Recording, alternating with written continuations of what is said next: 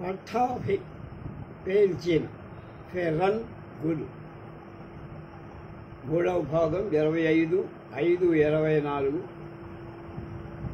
శ్రీ నారాయణ రెడ్డి గారి సమీక్ష. కొంత చదివా నిన్న మీతో. ఛందో వైచిత్రి అతి నవ్యులు ప్రధానంగా వాడిన ఛందస్సు వచన గేయం. కొందరు మాత్రా ఛందస్సులను కూడా వాడారు. వృత్తాలను వృత్తములని పేర్కొనకుండా ప్రయోగించడం వీళ్ళు చేసిన చమత్కారం. పఠాభి నర్తకులు అనే శీర్షికతో తేలిక లతాంతముల తూలికలు వ్రాయు విధి అనే రీతిలో లయగ్రాహి రచించి వృత్తాలను చమత్కారం కోసం ప్రయోగించి మాత్రా ఛందస్సుల కొంతవరకు ఆదరించి వచన గేయాన్ని జవనాశ్వంలా, మత్తేభంలా, కురంగిలా, శివంగిలా బహురీతులలో నడిపించిన వారే ఈ అతి నవ్యులు. వచన గేయం వీరి సృష్టి కాదు. దీనికి కవికొండల, మల్లవరపు, పఠాభి, శ్రేష్ఠ అప్రభుతులు ఎన్నడూ పాదులు తీశారు. ఫిడేలు రాజాల డజన్లో గేయాలన్నీ వచన గేయాలు. కానీ కృత్రిమ గ్రాంధిక రూపాన్ని చేర్చడం వల్ల అంతర్లయను పాటించక ఒక్కొక్క మాట శుద్ధ వచనం అవుతుంటతో చేర్చినందువల్ల అవి ప్రామాణికమైన వచన గేయాలు అనిపించుకోలేదు. సంప్రదాయ ప్రధానం అతి నవ్య కవులు ఎంతగా నియమోల్లంఘనం చేసి తెలుగులో పాశ్చాత్య కవితా ధోరణుల దిగుమతి చేసిన పూర్తిగా సంప్రదాయాన్ని నుండి విడివడిన వారు కాదు. వచన పద్యాలనే దుడ్డు కర్రలు మొదలైన పట్టాభి సైతం సంప్రదాయ ప్రభావం నుండి విడివడలేకపోయారు. అతని మృణాళిని అన్న గేయం అనంతర ప్రబంధ కవుల చిత్ర కవిత్వ ధోరణిని స్ఫుతింపయ్యాయి. మృణాళిని నీ తూర్పులు చంద్రకిరణాలని, నీతో నుండు గంటలు క్షణాలని, నీ నవ్వులు పాపహరణాలని గేయంలో ఉన్నదనటం హా అను, తనయా అను వంటి పద్యానికి దీనికి భేదం లేదు. ఫిడేలు రాగాల డజన్లో ప్రధానంగా పాశ్చాత్య వాసనలే గుబాడిస్తాయి. బాసలతోడ పోసినట్లు గురిసేటి వాన అన్నప్పుడు కుంభవృష్టి స్ఫురిస్తుంది. బాణలతోడ రంగురంగుల చీరలు ధరించిన నాగరిక స్త్రీలు వికసిత లతాకుంజాల్లాగా కనిపించురన్న భావంపై సంప్రదాయ ముద్ర బాగా స్పష్టం. అత్యంత వినూత్న ప్రయోగాలతో ఆంధ్ర కవితాలోకాన్ని సముగ్ధం చేసిన పఠాభి ప్రభృతుల గొంతు ఆ తరువాతి కాలంలో చాలా వరకు మోగపోయాయి. అబ్బూరి ఛాయాదేవి గారు ప్రచురించిన కవిత అనే పేరు 2 సంపుటాలలోని పఠాభి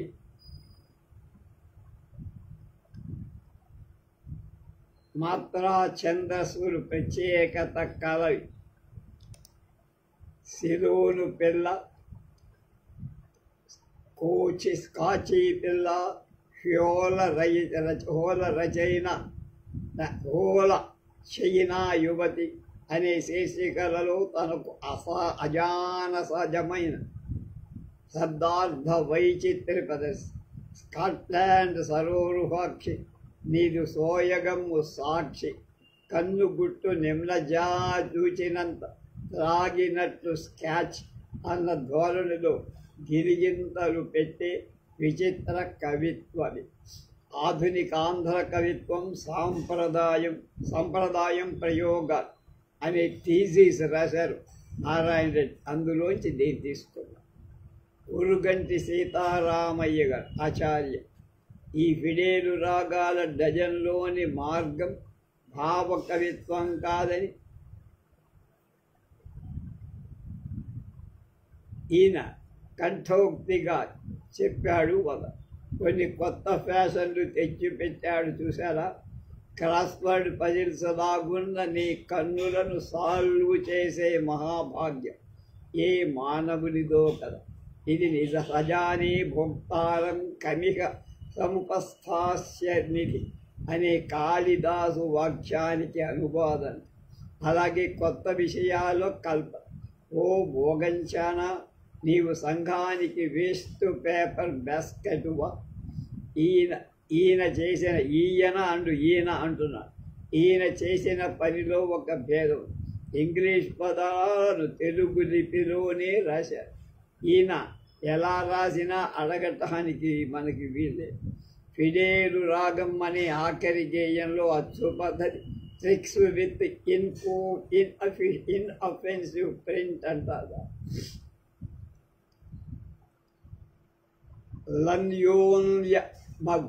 అన్యోన్యమగు దంపతులు కూడా ఇంజారే చేసుకౌంగావు కదా. అన్నీట్ హార్బ్ అచ్చు కూడా మామూలు పనికి రాదన్న మాందరి. అలాగే ఈ గ్రంథకర్త గారు మొదట మృణాళిని రాసినప్పటి పటాభిగా ఉండి నవ్యుల్లో నవ్యుడై పట్టాభిగా ఉండి పట్టాభి అయ్యారు. ఈ వంచన పద్యాల సంపుటి ప్రతిభ పత్రిక వాళ్ళే దీన్ని చూసి దిగ్భ్రమ చెంది నవ్యాంధ్ర సాహిత్య వీధులు, హైదరాబాద్, ఆంధ్ర సాహిత్య పరిషత్తు ప్రచురణ కెవి రమణారెడ్డి గారు నాకు శ్రీశ్రీ కవిత్వ భిక్ష పెట్టాడనుకుంటారు లోకులు. కానీ నిజానికి నా కవిత్వ దీపం వెలిగించింది పట్టాభి. ఆయన పాటలు విను నేను అలాంటివే కొంత రాయాలని కట్టాలని మోసుపడి అని ఒక బహిరంగ సభలో ఆరుద్ర ఇటీవల చెప్పాడు. కవిగా ఆరుద్రను లోక ప్రసిద్ధుణ్ణి చేసేందుకు శ్రీశ్రీ పాటుపడి ఉండొచ్చు. కవిగా ఆరుద్రను మలచింది ఎక్కువగా పటాభి. ఒకప్పుడు పటాభి పేరు అతి నవ్యతకు మారుపేరు. అతి నవ్య కవిని నేను అని ప్రారంభించగలిగిన ఈ కవి కుఠారం పద్యాల నడుములు వెరగదన్న బూనుకు నారాయణ బాబు రావణాంబాంబై నాగరికత మీద పాషాణ వర్షం కురిపించే వేళ పటాభి నాగరికత మీద కాగితాల అమ్ములు ఎక్కులు పెట్టారు.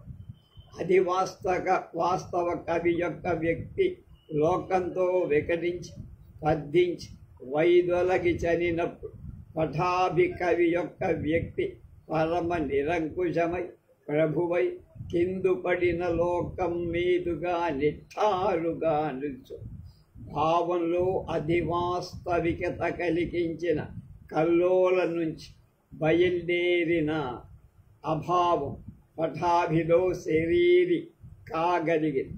భావ కవిని నేను అహంభావ కవిని అని తానే చెప్పాడు కదా.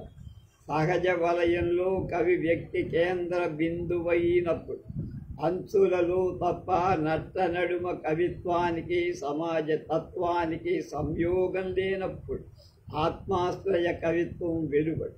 సామాజిక చింతనమే రూపుమాసి కవి వ్యక్తి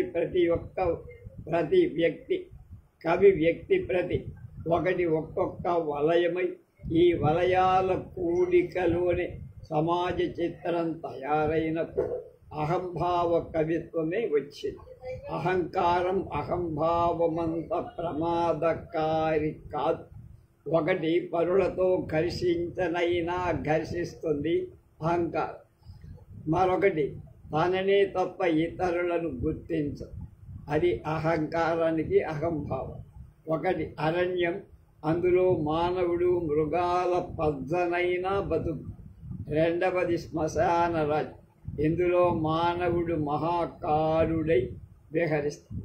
ఆత్మాశ్రయ కవిత్వంలో ప్రేమ అనే ఛద్మవేషం ధరించి కామం తెరగాడు.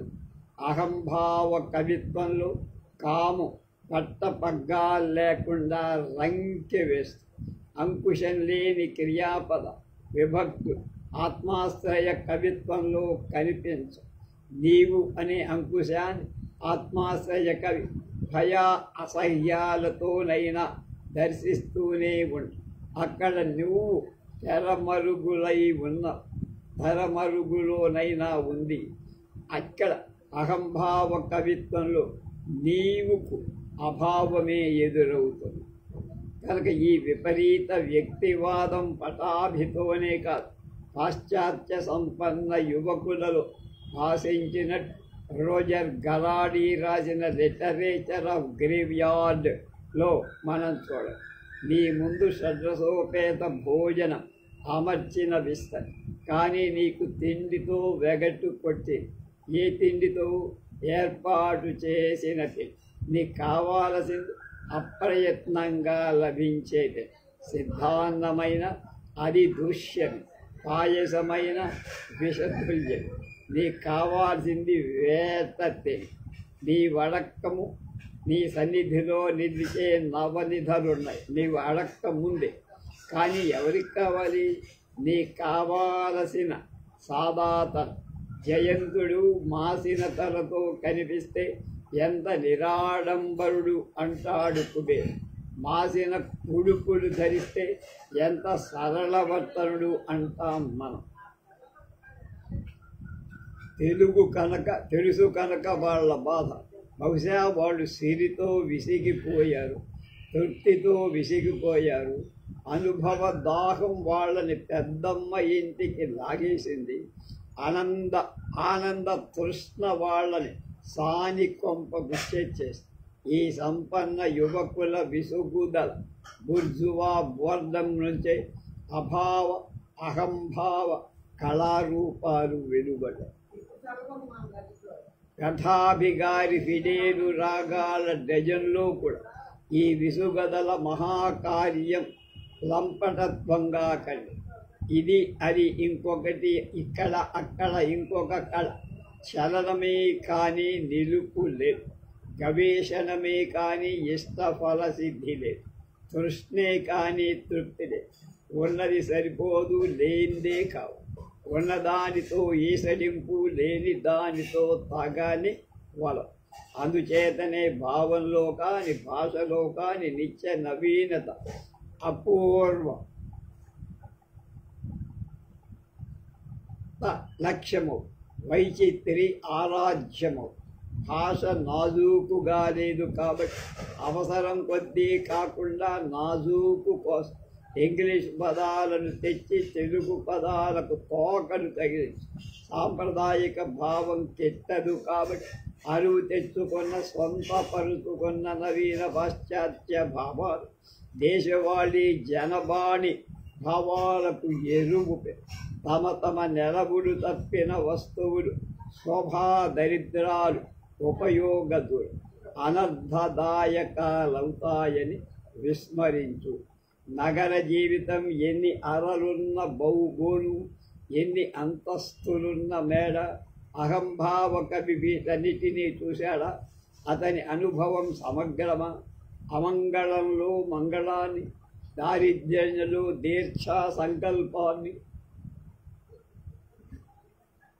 నిత్య శ్రమలో గౌరవాన్ని, కడుపు వృత్తిలో కన్నీళ్ళ జారును గమనించాడా? జీవితాన్ని ఒక కోణం నుంచి మాత్రమే చూడగలరు. చీకటిలో చీకటే కానీ వెలుగు రేఖ కనిపించద. వెలుగులో వెలుగే కానీ చీకటి పోగు కనిపించదు. బంధికానాయే కానీ విడుదల కాదే.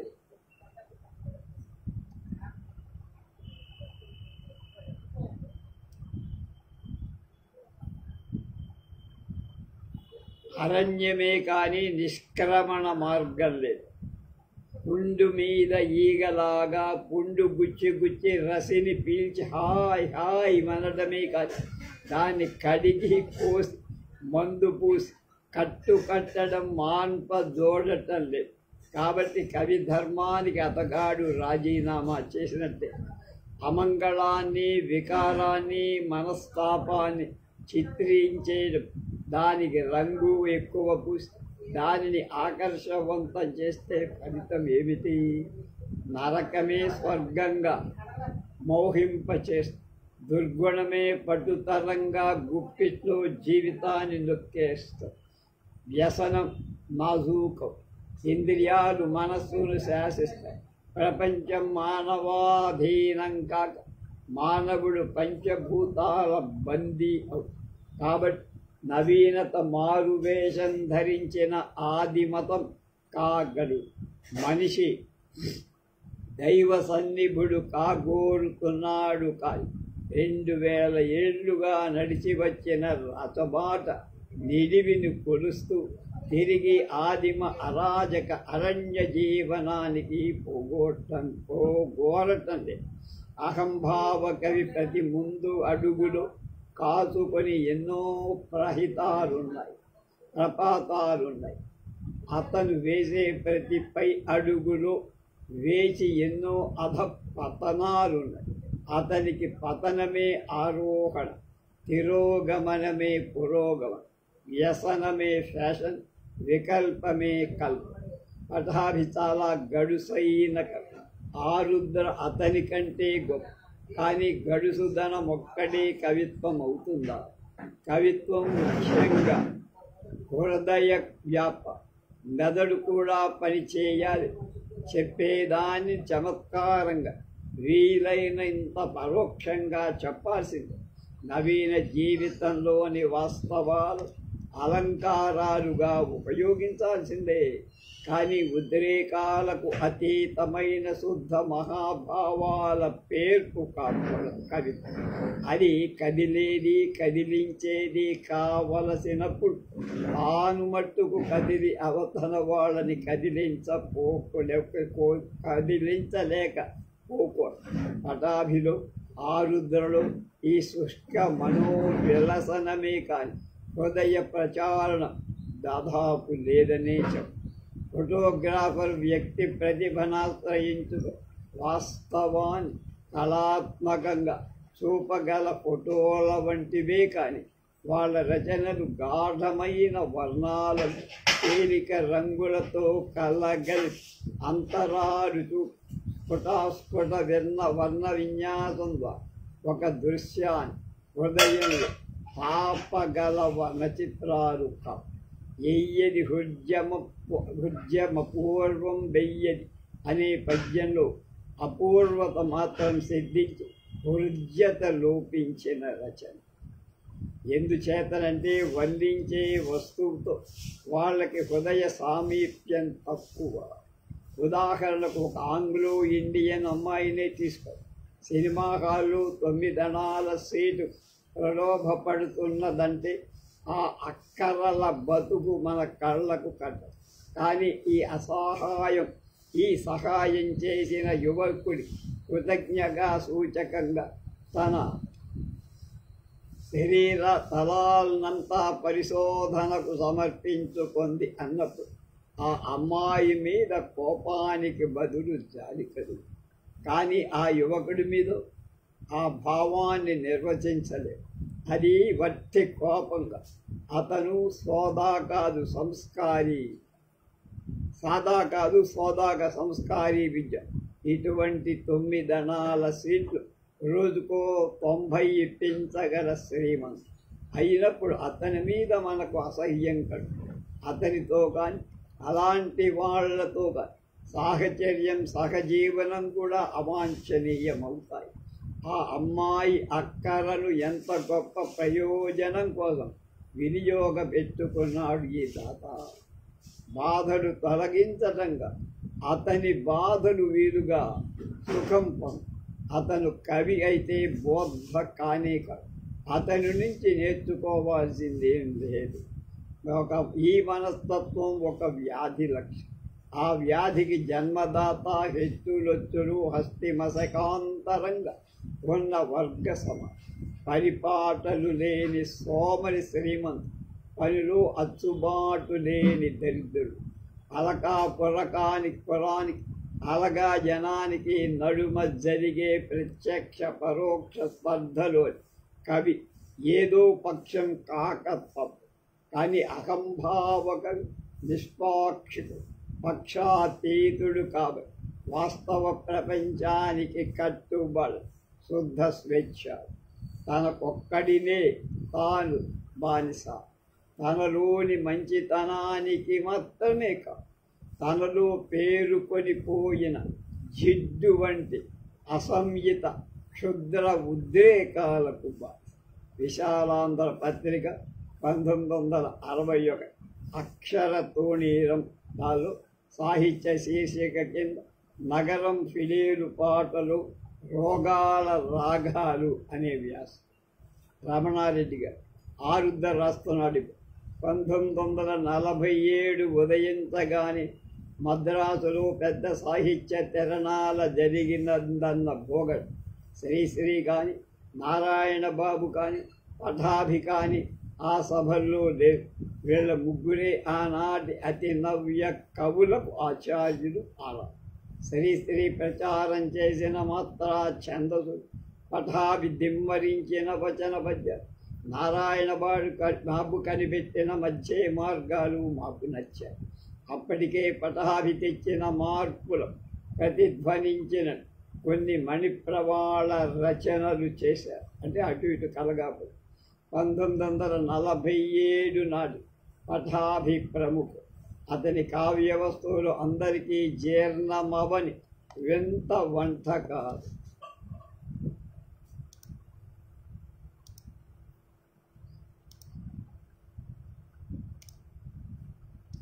పఠాభి అతి నవ్యుడు. అతని కవిత నిండా నాగరిక వాసనే కాని పల్లెటూరి వాతావరణం. శ్రీశ్రీ కూడా కూటి కోసం గుడ్డ కోసం పట్టణంలో బతుకుదామని బయలుదేరి పల్లెటూరి పాఠశాలునే వర్ణించాడు. కానీ అతని కవిత్వం నగరంలో కాపురం పెద్ద. పఠాభి అలాగా నగరం తప్ప మరోటి కావ్య వస్తువు కాదు. అయితే అతని టెక్నిక్ చమత్కారాలు, తిరుగుబాటు తెంపరితనాన్ని విస్తుబోయిన లోకం అతనిలోని సీరియస్ని అర్థం చేసుకోవాలి. ఆధునిక జీవితంలో నగరం ఒక భాగమైనప్పుడు కవిత్వంలో దానికి ఇవ్వాల్సిన వాటా ఇవ్వద్దా అని అతడి ప్రశ్న. అయితే ఆనాడు తెలుగువాళ్ళు దానికి జవాబు ఎవరు చెప్పరు. అప్పుడు వాస్తవానికి తెలుగు వాళ్లకు నగరం లేదు. పెదవాడ, వైజాగ్గుల వంటివి పెద్ద పల్లెటూరు.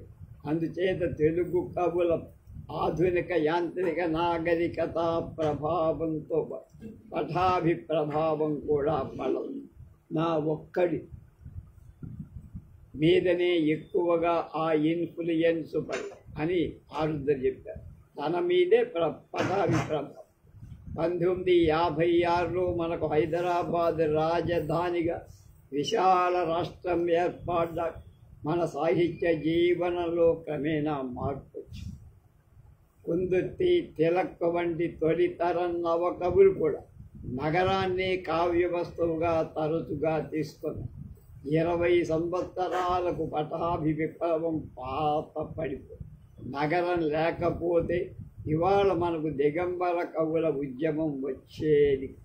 నేటి కవిత్వంలో కొత్త పోకడు సారస వ్యాసావళి ఆగస్టు 1967 మద్రాసు నుంచి ఆయన రాశాడు.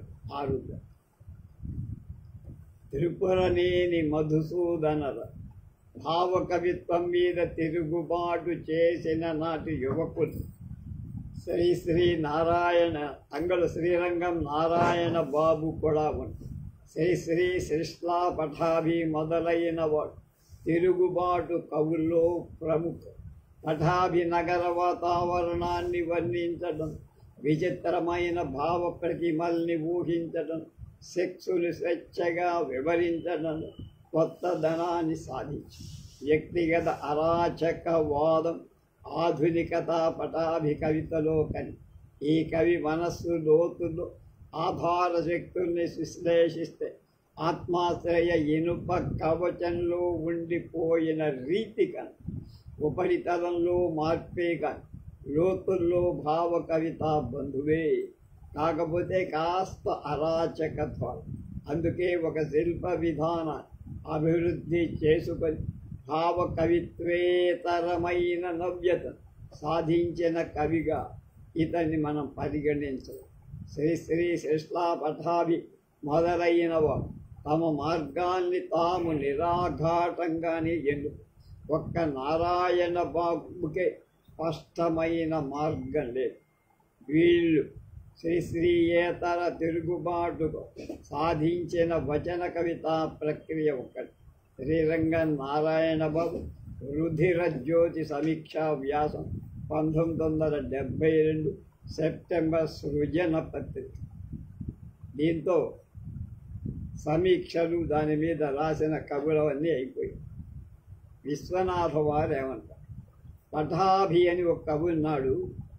ఆ పేరులోనే ఒక లక్షణం తెలుస్తోంది కదా. పట్టాభి అన్నది పఠాభి, 2 టాలు ఎందుకని ఒత్తుఠాభి. ఆయన పుస్తకం చూడాలి. ఆయన పుస్తకంలో చివరి పాట ఉంది. ఆ పాటలో వర్ణక్రమం విపరీతంగా కల్కి అని ఉందనుకో, నీవు లీ కింద కావత్తు ఇస్తావు. ఆయన కలి విడిగా రాసి దానికి విడిగా రాస్తావు. ఇది సరే, కానీ కొన్ని ఇట్లా వ్రాస్తే తెలుగు పద్యాలు హిందీ అక్షరాల్లో వ్రాసినట్టు, ఇంగ్లీష్ అక్షరాల్లో వ్రాసినట్టు ఉంటుంది. అదొక మోస్తరు విప్లవం అన్న తర్వాత ఇది అవును ఇది కాదు అని నియమం ఎక్కడ? పఠాభి కూడా విప్లవకారుడా? ఆయన విప్లవం అంతా పూర్వ కవితా సమయాల మీద జార్జి టౌన్లో చందమామని వర్ణించారు. వీళ్ళందరూ పూర్వ కవిత్వ సంప్రదాయాల మీద దాడెత్తిన వాళ్ళే. పూర్వ కవిత్వంలో చంద్రుడు, మలయానిలం, మన్మధుడు, కోకిల వీటిని ఆశ్రయించి పద్యాలు అదుతారు. ఈ కొత్త కవులు అవంటే ఒళ్ళుమంట. తెలుగు సాహిత్యం హేతువాద యుగం, రేడియో ప్రసంగాలు, భారతి పత్రిక 1962 జూన్. ఈ గ్రంథంలోని విశిష్టత కవిత్వము కలిసి ప్రచ్ఛన్న వేషంలో నవీన నాగరికత రంగంలో గూఢ సంచారం కావించటానికి అంగీకరించటం. ఈ గుర్తింపే వివేకమే ఈ కవి కుమారుడి పావురాయి పల్టీ కవిత్వానికి శ్రీరామ రక్ష. ఆంధ్రప్రభలో విశ్వం సమీక్ష, తేదీ తెలియదు. నవ్యస్త్రీ అనే కావ్యంలో కవి నవ్యస్త్రీని సంబోధించి ఇలా అన్నాడు, క్రాస్వర్డ్ వజిల్సలాగున్న నీ కన్నులను సాల్వు చేసే మహాభాగ్యం ఏ మానవుడిదో కదా. పైగా ఈ వాక్యాలలో కవిత్వం కూడా అలాగే. అన్ని క్రాస్వర్డ్ పజిల్స్. కవిత్వమే కాక చివరి వాక్యంలో కూడా, అచ్చులో కూడా క్రాస్వర్డ్ పజిల్ ఉంది. యాదృచ్ఛికంగా చూసేవాడు ఈ గ్రంథం వేళాకోళం కోసం రాసిందా అని అది సరిగా, అది ప్రయత్నపూర్వకంగా కొత్త విధమైన శిల్పంతో వ్రాసిన ఈ శిల్ప స్వభావం ఆత్మకథే. కథ అనే కావ్యంలో కవి చక్కగా కవి పేరు నవ్యం, కావ్యాల సంపుటి పేరు నవ్యం, ఖరీదు నవ్యం, డజన్ అర్ధ అనాలన్న, అంటే 6 అనాలు. అచ్చు నవ్యం, ఛందస్సు లేకపోవడం నవ్యం, వ్యాకరణం లేకపోవడం నవ్యం, అంకితం నవ్యం, కొత్త రకమైన మణిప్రవాళమైన భాష నవ్యం, అలంకారాలు నవ్యం. శ్రీశ్రీ ఇంట్లోలో కొత్త శక్తులు కొత్త రూపంలో సాక్షాత్కరించాలని ఉమామహేశు వాక్యాలలో ఉన్నంత కొత్త రూపం ఇందులో ఉంది. ఇంట్రోకారుడు కొత్త శక్తులు మాత్రం ఈ కావ్యాలలో దృగ్యాలుగా కొత్త ధనం కోసం చేసిన ప్రయత్నం వల్ల ఈ కవి కొంత చిత్ర రచన చేయగలిగి. జాబిల్లి అనే కావ్యంలో మాత్రం ఈ చిత్ర రచన చిత్తత్వ గుణసూత్రాన్ని కొంతవరకు ఉండాలి. ఈ కవి అహంకారం వదిలిపెట్ట కొత్త శక్తి కూడా ఉన్న కావ్యాలు ముందు రాయగలడనుకుంటా. అయితే ఈ కవిని అనుకరించి ఇతరులెవరైనా కావ్యాలు రాస్తే వాళ్ళను విశాఖపట్నం పంపించాలి. ప్రతిభ సంపుటి 4 గిడుగు స్మారక సంచికలో నోరి నరసింహ శర్మ శాస్త్రి గారు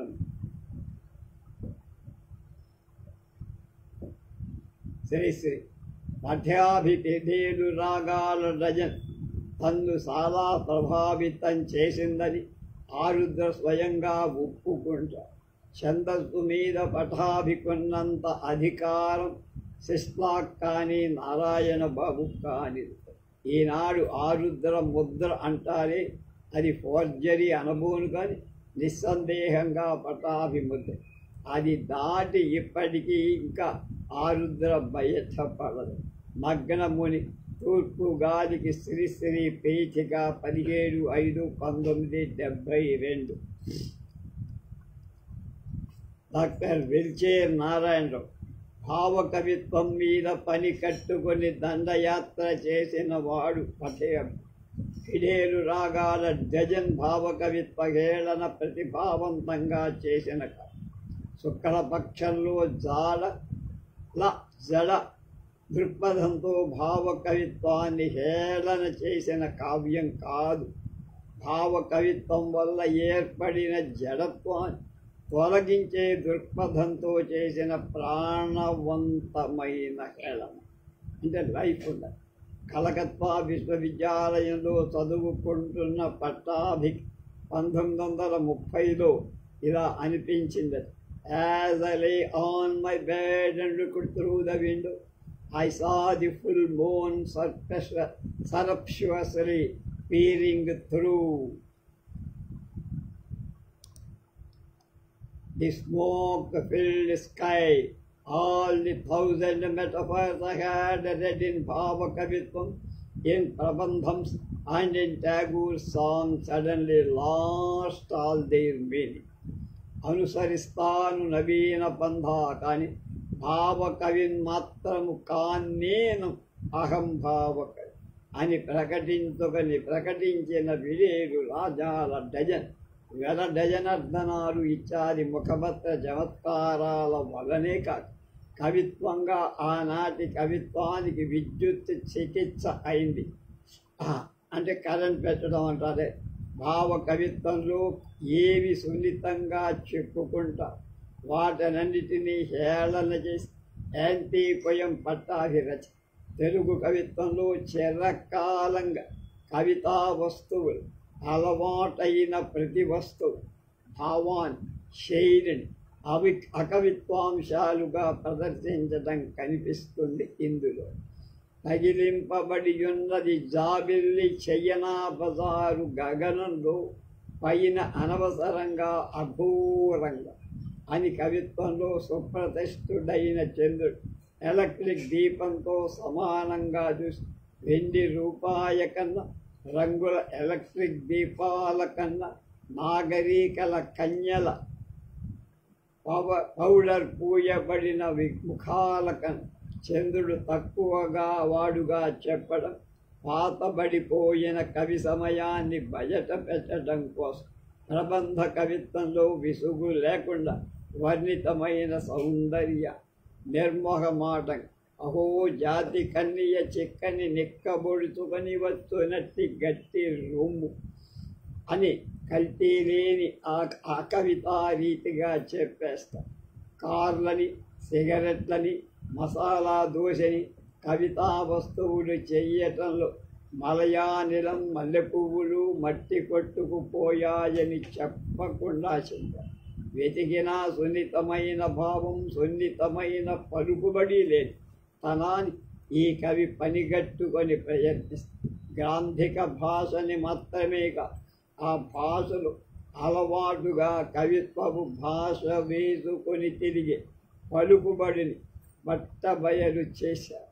భావకవులది అమలిన శృంగారం కాగా పట్టాభిది 100కి 100 మలిన శృంగారం. భావకవులది సుకుమార శృంగారం కాగా పట్టాభిది సుతరాము సుకుమారత లేని మోటు శృంగారం.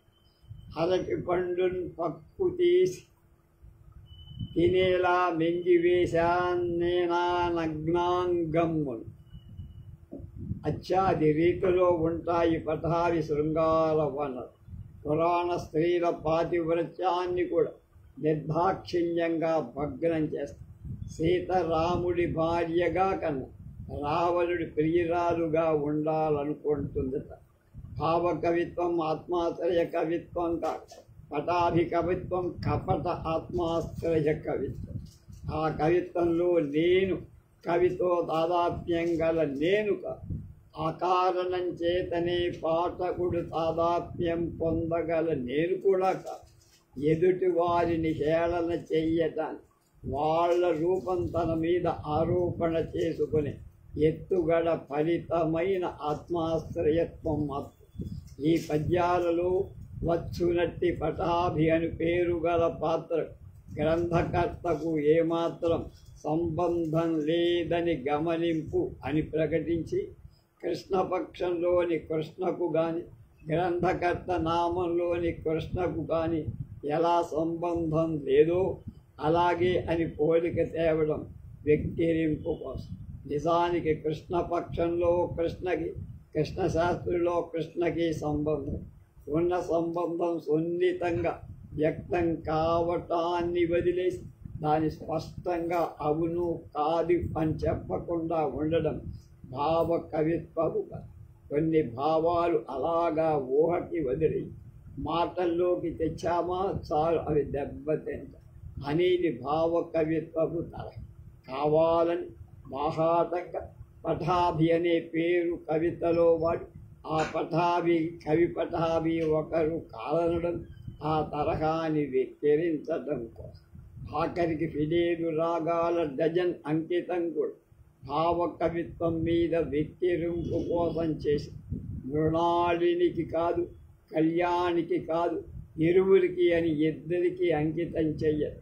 బాహాటంగా ఇద్దరి పట్ల ఇష్టం చూపించుకో. ఒక ప్రియురాలు ఉండటం, ఆమె ఏకైక ప్రియుడు, నా అంతరంగ శాంతి దేవ, నా తను కల్ప అని ఆమెను గురించి ప్రతి కవి పూజాభావంతో చెప్పడం, ఆమెతో అనుబంధం జన్మ జన్మాల యాత్ర కావడం భావ కవిత్వంలో ప్రశ్న. ఆ అలవాటును వేళాకోళం చెయ్యడం ఈ అంకితంలో కన్నా. ఈ ఆర్జవం, అనుభూతి, సెంటిమెంట్ ఇవి పటాభి కవిత్వంలో వెతికినా కనిపించని విషయం. కవిత్వపు వేషం వేసుకొని అకవిత్వం తిరుగుతున్నప్పుడు కవిత్వం అకవిత్వంతో వేషంలో రావాలి. సరిగ్గా ఈ పనే చేసింది పటాభిక. సారం నశించిన ఆకారాల కాలం చెల్లిపోయిన, రాజ్యం చెయ్యకుండా వాటి వికృతిని బయట పెట్టిన విధ్వంసుకుడు ఐకనో క్లాస్ట్ పట. ఫిడేలు రాగాల డజన్ భావ కవిత్వానికి దహన సంస్కారం చేసింది. ఇంకా ఆ తరువాత ప్రతిభావంతులెవరు భావ కవిత్వం రాయలేదు. అలవాటుని ఆశ్రయించుకున్న రెండవ తరగతి కవులు ఎప్పుడూ ఉంటారు. అయితే పటాభి కవిత్వం మీద న్యాయమైన విమర్శ ఇంతవరకు రాలేదంటున్నాడు వెల్చేర్. దువ్వై రామిరెడ్డి ఫిడేల్ రాగాలను తీవ్రంగానే ఖండించారు.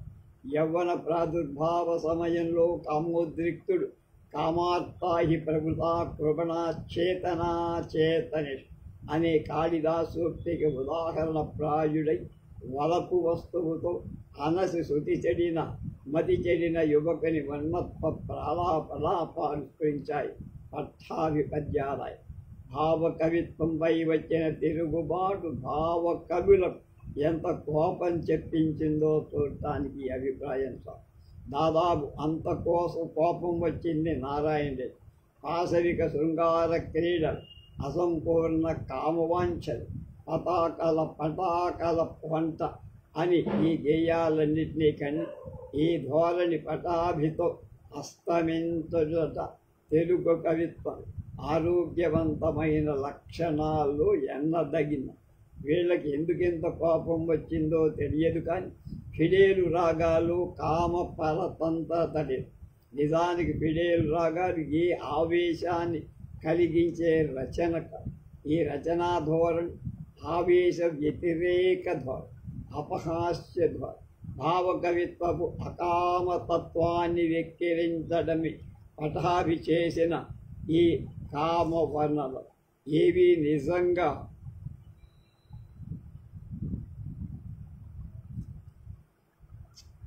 కామాన్ని రెచ్చగొట్టేవిగా ఇందులో నాయికా నాయకుల పట్ల కవికి కూడా హాస్య దృష్టి ఉంది. ఉదాహరణకు ఆ రోజు అనే పద్యంలో నాయకుడైన పటాభి కర్కశ స్వరాన్ని జ్ఞాపకం తెచ్చే పదం. నాయిక రథంతో సమానమైన లావుంగల్ దిట్టంగా జంతువన్నట్టు లోరింగు అదిరేల బాటా హై హీల్స్ బూట్స్ మీదన్ సమారీ చేస్తూ వారిద్దరూ ఏనుంగు గున్నల్లా గుంట. వాళ్ళు 20 ఐటమ్స్ లంచి హిమాలయమంతా భుజిస్తారు. ఈ పద్యంలో ప్రాచీ దిశ సూర్యచక్రం రక్తవర్ణంతో కనపట్టింది. ఇందులో బీడావందిత అధరాలు అపూర్వం బగు సుమజాలాంటివి భావ కవిత్వంలోనూ సంప్రదాయ కవిత్వంలోనూ అలవాటుగా ఒక భావాన్ని చెప్పే సందర్భంలో వాడే మాటలకు వికృతీక. ఒక కామభావాన్ని ప్రవర్తింప చెయ్యాలనే దృష్టి కవికి ఉంటే ఆయా ఘట్టాలలో ఈ వికృతీకరణ వల్ల కలిగే అపహాస్య భావానికి ఆస్కారం లేదు. పటాభిపద్యాలలో కామోద్రిక్తను చూడడం, పద్య ప్రదేశాన్ని అతిక్రమించటం వల్ల జరిగిన పొరపాటంటారు. కాగా భావ కవిత మర్యాదల పట్ల అశేష అభిమాన ఆదర గమనించాల్సి ఉంటుందంతే. ఇంతకు మించి ఫ్రాయిడ్ ప్రతిపాదించిన శక్తి సిద్ధాంతం పటాభి కవిత్వంలో ఉందని నారాయణ రెడ్డి వాల్ట్మెట్ పద్యాలకు పటాభి పడిన పద్యాలు అనుకరణల్ని రామిరెడ్డి అన్నారు. కానీ ఆ మాటలు పరిశీలనకు నిలవవు. వ్యక్తిగా పటాభిప్రాయం వాల్ట్మెట్ వల్ల అభిమాన రచయిత అన్న మాట ఆయనే చెప్పుడు. కానీ ఆయన కవిత్వం మీద ఆ ప్రభావాలు ఉండటానికి అంత మాత్రం చేత ఆస్కారం. అలాగే పటాభి మీద ఇలియట్ ప్రభావం ఉందని ఆరుద్ర అన్న మాటలు కూడా పరిశీలనకు విలువ లేదు. నగర జీవన చిత్ర చేసిన మొదటి తెలుగు కవి పటాభి అని ఆరుద్ర అన్నారు. అక్షరాలా కూడా అది సరి. పటాభి చేసింది ఏ జీవిత చిత్రణ కాదు. పటాభి రాగాలులో నగర వాతావరణం ఉంది నిజమే, కానీ అంత మాత్రాన ఇలియట్కి ఈయనకి పోలిక చూపించటానికి పూనుకోవడం సరికాదు. తెలుగు కవుల మీద ఇంగ్లీష్ కవిత్వ ప్రభావం చెప్పడంలో ఇంతకంటే ఎక్కువ మెలకువ. భావ కవిత పక్షపాతంతో రామరెడ్డి, నారాయణ రెడ్డి పటాభిని చూడగా రమణారెడ్డి గారు అభ్యుదయ కవితా దృష్టితో చూశారు. పటాభి అహంభా కవిత్వాన్ని విపరీత వ్యక్తివాదంగా పరిగణించి అది బూర్జువా బోర్డం నుంచి పుట్టిన కళారూపంగా భావించి చలనమే కానీ నిలుపు లేదు, గవేషణమే కానీ ఇష్టఫల సిద్ధి లేదు, తృష్ణే కాని తృప్తి లేదు, ఉన్నది సరిపోదు లేనిదే కావాలి, ఉన్నదానిలో ఈసడింపు లేని దానిపై తగనివలు. అందుచేతనే భావంలో కానీ భాషలో కానీ నిత్య నవీనత అపూర్వకత లక్ష్యము. ఈ వైచిత్రి ఆరాధ్యము. భాష నాజుగా లేదు కాబట్టి అవసరం కొద్దీ కాకుండా నాజూకు ఇంగ్లీషు పదాలు తెచ్చి తెలుగు పదాలకు తోకలు తగిలించి సాంప్రదాయిక భావం కిట్టరు కాబట్టి అరువు తెచ్చుకొని సొంతపరుచుకున్న నవీన పాశ్చాత్య భావాలు దేశవాళీ బాణీ భావాలకు ఎరువు బలంగా ప్రతిపాదించిన తన విమర్శలో రమణారెడ్డి గారు చేసే ముఖ్యమైన ఆరోపణ పటాభిది వైచిత్రీ ప్రియత్వం కోసం వచ్చిన నవ్యత. రెండవది ఆరోపణ ఇందులో శుష్క మనోవిలసనమే కానీ హృదయ ప్రచారణం దాదాపు లేదు. మూడవ ఆరోపణ పటాభి కవిత్వం ఏమీ బోధించదు. నాలుగవ ఆరోపణ అతను పక్షాతీతుడు. అలకాపురానికి అలగా జనానికి జరిగే పోరాటంలో ఏ పక్షం వహించదు. ఈ కారణాలు చూపించి ఈ మనస్తత్వం ఒక వ్యాధి లక్షణమని తనలో పేరుకుపోయిన జిడ్డు వంటి అసంహిత క్షుద్రోద్రేకాలకు బానిసాని నిర్ణయించారు రమణాలు. తన అభిప్రాయాలకు పాశ్చాత్య కవిత్వ విమర్శలో కూడా తోడ్పాటు ఉందని రోజర్ గరాడీ రాసిన లిటరేచర్ ఆఫ్ ది గ్రేవ్యార్డ్ ఆధారంతుది. అసలు రోజ్ గరాడీ చేసిన విమర్శని బూర్జువా బోర్డం సిద్ధాంతాన్ని కవిత్వాన్ని వర్తింప చెయ్యవచ్చా అన్నది సంగతి చూసే ముందు రమణారెడ్డి గారు పరిగణించని అంశాలు ఫిడేలు రాగాలు ప్రచురితమైన సందర్భం, చారిత్రకంగా అప్పటి కవిత్వంలో ఈ పుస్తకం వల్ల నెరవేరిన ప్రయోజనం, ఫిడేలు రాగాలు కామానికున్న పాత్ర, వీటిలో మొదటి అంశం ఆయనే పూర్తిగా విస్మరి, రెండవ అంశంలో రామిరెడ్డి నారాయణ రెడ్డి గారు లాగానే పూర్తిగా అతి నైతిక దృష్టి అవలం. ఫిడేలు రాగాలు ప్రధానంగా హేళన కావ్యమని, భావ కవితా కాలంలో ప్రసిద్ధమైన శైలిని, అభిప్రాయాన్ని, దృష్టిని ధ్వంసం చేయటం దానివల్ల నెరవేరిన ప్రయోజనమని రమణారెడ్డి గమనించాలి. ఇందులో కొంత ఇంతగా కోపగించుకోవాల్సిన కామ విశృంఖలత నిజానికి లేదని, ప్రతి పద్యాన్ని ఉన్నది ఉన్నట్టుగా పరిశీలిస్తే కలిగేది అపహాస్యమే అపహాస్య కామమే కాదు, కామ ఉద్రేకం అందులో లేదని ఆయన చూడాల. ఇక ఇందులో వైచిత్రీయత్వ స్వరూపం ఎలాంటిదో ఇంగ్లీషు పదాల వాడిక, అసంప్రదాయాల భావాల కూడిక, ఈ రెండిటికి విధ్వంసక తత్వమే ప్రధాన ప్రేరణ. వీటికి కేవలం వైచిత్రీయత్వం కారణాలుగా ప్రతిపాదించటం సరి. ఇందులో ప్రతి కొత్త ప్రయోగం ఊహ అంతకుముందు కవిత్వంలో ఒక నిస్సారమైన అంశానికి హేళ, ప్రయోజన రహితము తదేక పరమార్థము అయిన కొత్త ధనమై వైచిత్రీయత్వము. అలాంటిది బుజ్జువా బూరడం ఫలితం అని అనవచ్చు, కానీ పటాభిరచన ఆ నిందకు తగదంటాడు ఈయన. ఏమన్నా అయితే ఇది సాకీ సాహిత్యం, లిటరరీ స్కావెంజర్, పాకీ సాహిత్యం లిటరరీ స్కావెంజర్ పటాలు. సామాజిక ప్రయోజనం దీనివల్ల ప్రత్యక్షంగా లేదు, కానీ జడతామయమైన సాహిత్య రూప ధ్వంసం చేసిన రచన. రోజర్ గలాడీ విమర్శనకి తెలుగు సాహిత్యంలోకి ఈ పరిస్థితికి పోలిక లేదు. యూరప్ తాత్విక పరమార్థాల ఆచరణ మార్గాల ఘర్షణలు, గతి తార్కిక భౌతికవాదాన్ని, కమ్యూనిస్టు రాజకీయాలను వదిలేసి తెగనాడి ఒక అరాచక అనిబద్ధ స్వేచ్ఛాజనిత క్షోభని, గత్యంతర రహితాసక్తిని అవలంబించి దానికి విశేష ప్రచారం ప్రాముఖ్యం కలిగించిన ఒక వర్గం రచయితలు ఏర్పడ్డ స్థితిలో రోజర్ గలాడీ ఈ పుస్తకంలో ఆ పరిస్థితుల్లో వర్తించే వాదన పట్టాభి పుస్తకానికి పట్టించడం సమర్థం కాదంటున్నాడు ఏల్చూరి. అహంభావ కవిని పటాభి చెప్పుకున్న పేరు రెడ్డి గారు కూడా అద్వాచ్యార్థంలోకి ఈ అహంభావం నిజానికి కవిత్వపు లక్షణంగా, భావ కవిత్వపు లక్షణం, సంప్రదాయ కవిత్వ లక్షణం.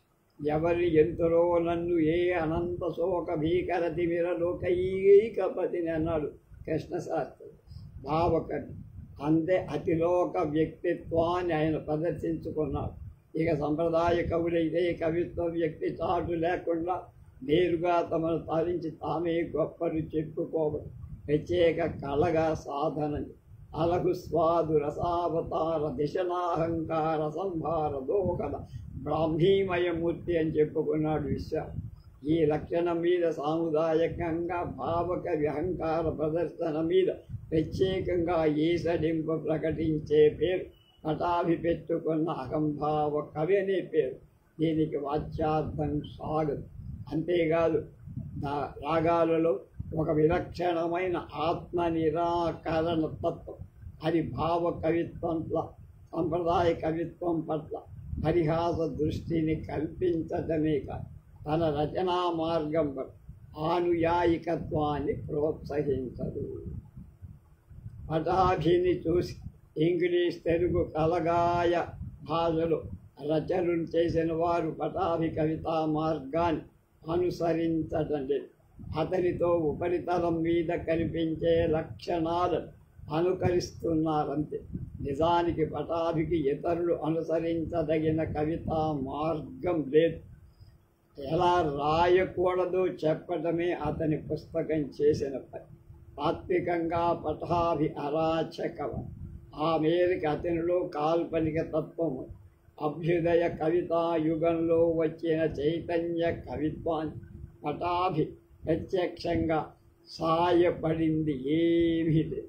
కానీ అతని పరోక్ష ప్రయోజనం విస్మరింప తగింది కాదు అంటాడు వీల్చేర్ నారాయణరావు.